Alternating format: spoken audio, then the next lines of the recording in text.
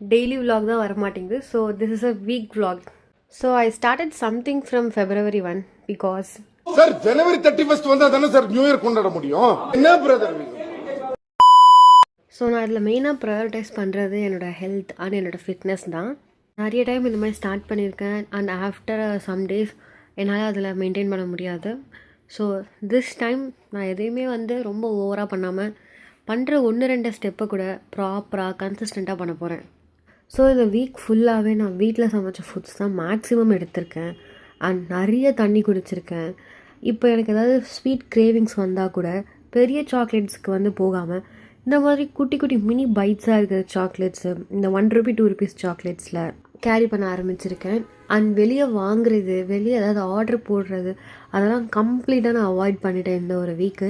இதே மாதிரி எல்லா மாதமும் இருக்கணும்னு நினைக்கிறேன். பிகாஸ் நம்மளுக்கு ஏதாவது ஒன்று வேணும்னா ஆர்டர் போடுறது ஈஸியாக இருக்குது என்னை பொறுத்த வரைக்கும். அதே நான் ஒரு இடத்துல போய் வாங்கினேன்னா மேபி போகிறதுக்குள்ளேயே என் மைண்டு மாறிடுது, நான் வேறு எதுக்காவது ஆப்ட் ஆகிடுறேன்.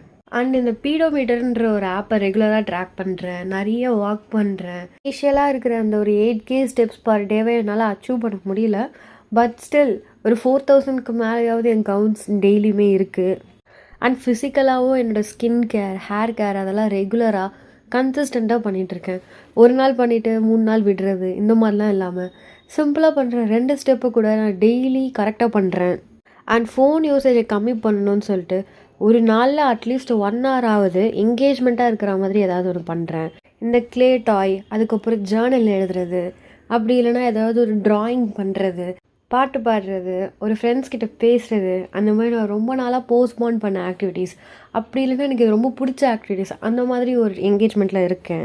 எதுக்காகவும் நான் சீக்கிரமாக டவுன் ஆகிறது இல்லை. எனக்கு நினைக்கும் போதெல்லாம் நான் சாமி கும்பிடு, நினைக்கும் போதெல்லாம் கோவில் போகிறேன். அது ஒரு மாதிரி நல்லாயிருக்கு. இந்த வீட்டில் எல்லாமே பிளான் பண்ணுற மாதிரி நடக்கலனாலும் 10 out of 8 கரெக்டாக போச்சு. ஸோ அவ்வளோதான்.